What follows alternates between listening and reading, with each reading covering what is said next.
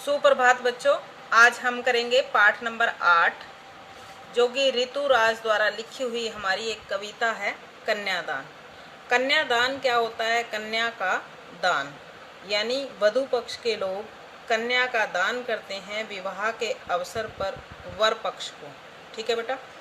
तो इस कविता का पहला पहरा जो है वो इस प्रकार है। कितना प्रमाणिक था उसका दुख।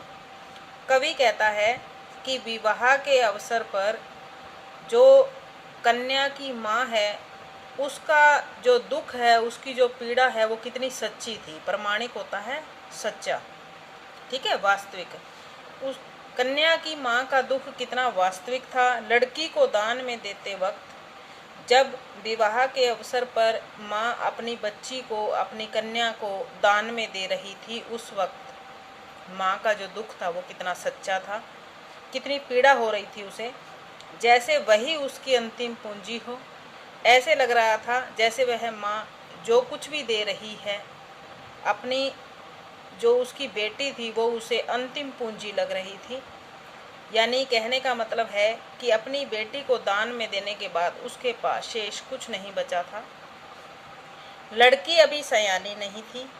कहने का अभिप्राय है कि जिस कन्या का विवाह था वो अभी इतनी समझदार नहीं थी, यानी अभी उसकी जो उम्र थी वो समझदार वाली उम्र नहीं थी।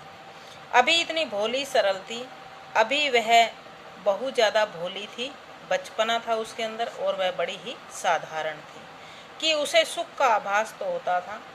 उस कन्या को घर में नए नए खिलौने या नए कपड़े या किसी प्रकार का उत्सव मनाया जाए तो उसमें सुख का एहसास तो हुआ करता था। जो आभास होता है बेटा, उसका मतलब होता है महसूस होना, अनुभव होना, एहसास होना।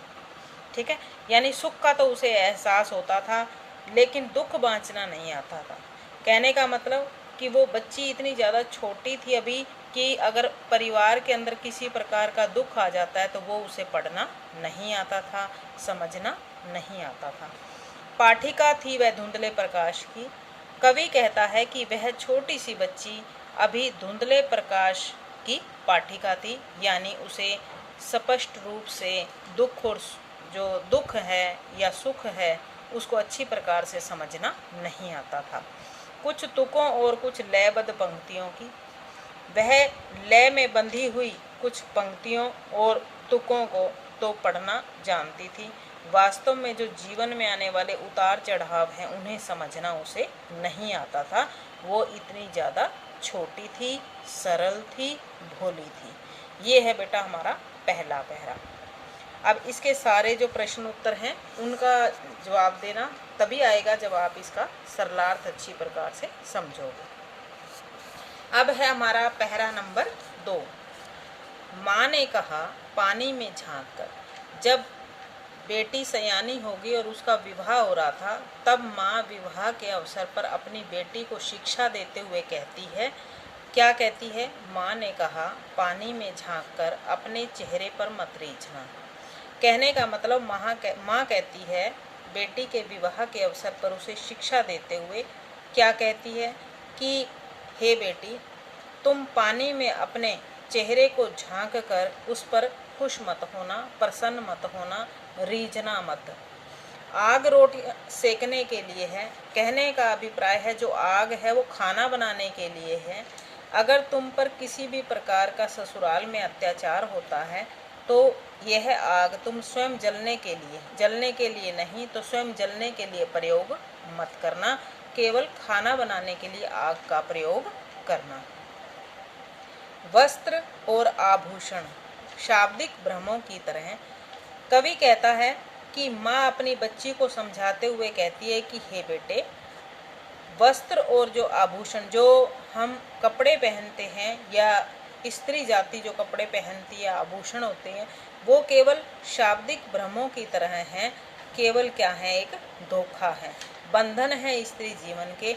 ये दोनों चीज़ें स्त्री के जीवन को बांध लेती हैं, अपनी बेड़ियों में जकड़ लेते हैं।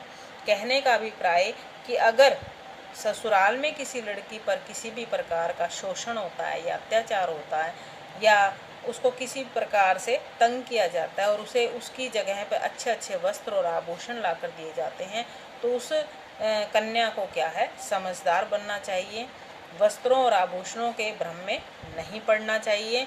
बंधन है स्त्री जीवन के, ये तो हमारी जो औरत जाति है उसके लिए बेड़ियां हैं।